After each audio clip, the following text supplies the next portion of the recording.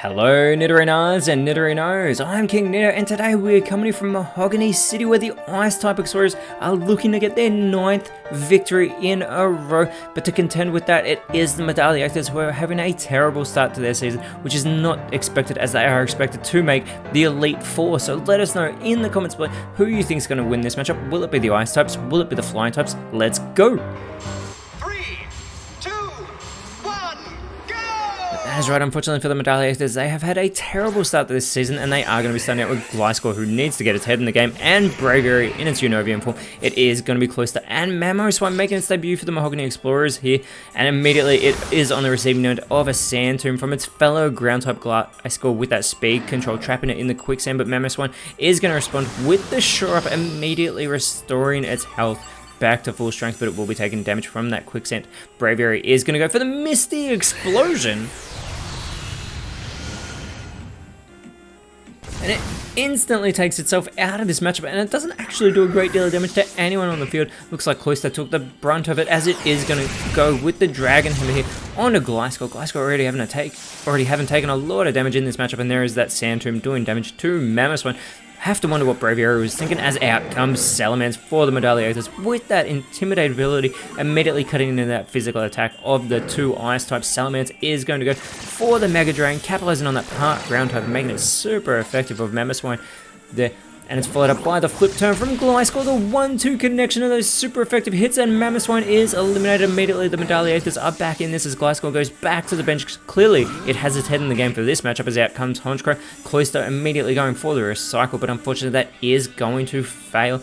Now out comes Cryogonal for the Mahogany Explorers with that speed control. Goes for the Assurance onto Salamence. Gets a good hit there, but Salamence is going to respond with the Luster Purge onto the Ice type. Cryogonal taking some decent damage already, but it does have its special defense lowered, and that is where it shines. It's followed up by the Brick Break, which puts Cloyster in the knockout range with that super effective move from Honchkrow. Cloyster is going to set up the Sunny Day. That sunlight will turn harsh, and I don't know if the Ice types want to be in the harsh sunlight. We get the Frenzy Plant from Cryogonal onto Honchkrow here. Gets a fantastic connection for a not very effective move, thanks to that being a critical hit, but Salamence is going to respond with the Synthesis. It's going to restore its health here, and it should get itself back to full strength very easily and comfortably. Honchkrow looking to do its part, goes for the upper hand, but unfortunately that does fail, and this opens the door for Cloyster, who is again in knockout range, and it goes with the Toxic.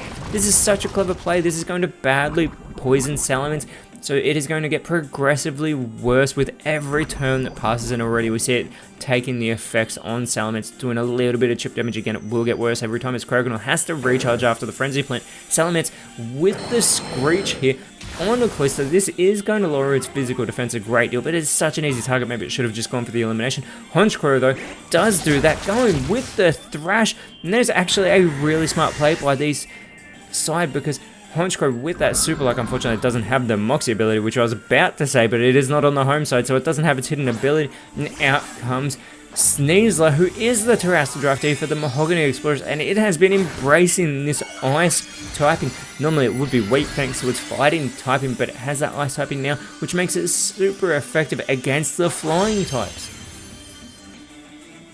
And not just that, it has full speed control, going for the Mega Horn here onto Honchkrow. Gets a fantastic elimination. That is how you make an impact in your first move in the game. We know Gliscor will be coming back out soon, but first the Frost Breath onto Salamence. This is super effective, and they complete the huge play with that critical hit that you would expect. This immediately puts the Mahogany Explorers back in front, and out comes Mandibuzz for the Medalliators. And as I said, Gliscor we knew was coming back out onto the field, but Sneasler still with the speed control goes with the Inferno. They're putting Gliscor into knockout range, and it leaves it with the burn as well. It doesn't have much health to work with. Cryogonal, though, could get the easy elimination, just going with the Psyshock.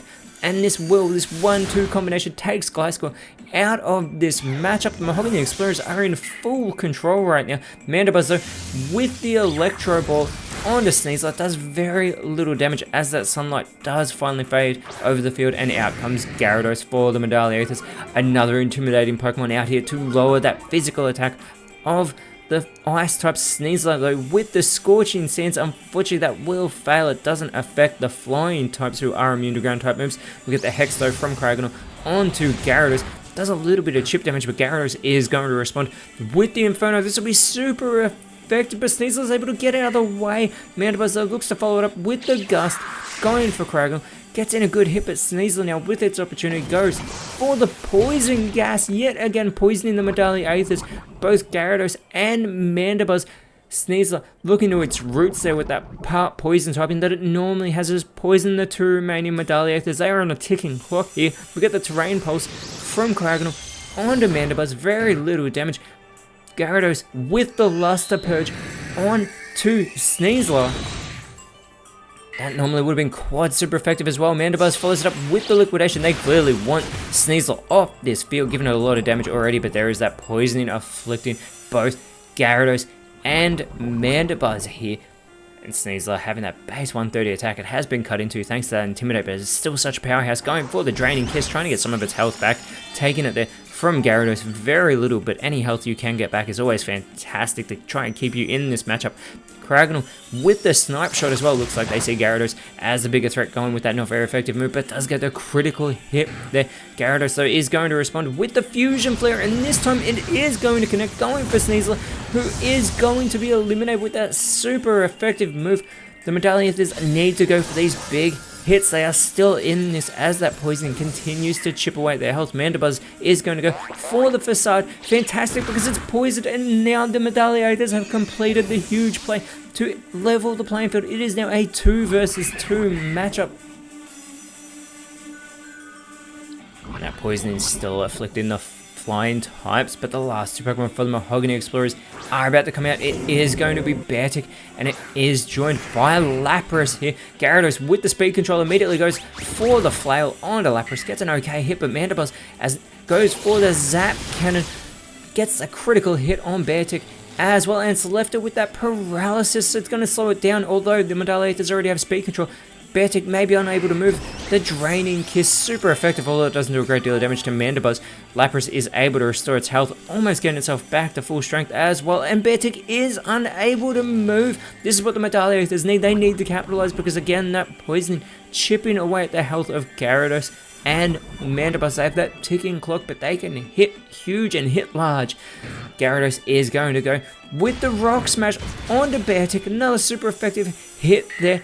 Mandibuzz follows it up with the Worry Seed onto Lapras, giving it that Insomnia ability, and if the Mahogany Explorers lose here to a type that they have the typing advantage over, it would be keeping Lapras up at night, as Lapras does go with the Hard Press on to Gyarados. Not very effective, does put it in knockout range. Beartic is going to follow it up with the Thunderfang, and this will eliminate Gyarados. Gyarados has been taken out of this matchup. Mandibuzz is all by itself. It has that speed control. It needs to go on the offensive.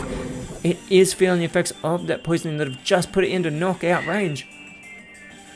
And Mandibuzz goes huge with the Fissure, but Lapras is able to avoid that attack, and this opens the door for Lapras to respond with the Draco Meteor to finish Mandibuzz off, and the Mahogany Explorers have won 9 games in a row. One more victory, and they will tie the all-time PokeType League record of 10 victories in a row. And not only that, the Explorers are currently sitting on top of the leaderboard, and next round they will be going up against the Verbank Plasma, who have won 9 games in a row before, whereas it will be the Viridian Magma and the Medallia Aethers colliding next round. But until then, Nidorinos, thank you so much for watching. Let us know in the comments below who you thought was the best on field, and if you enjoyed what you saw, please leave a like, share, subscribe, but more importantly, always remember, you are awesome, and I'll see you when you see me.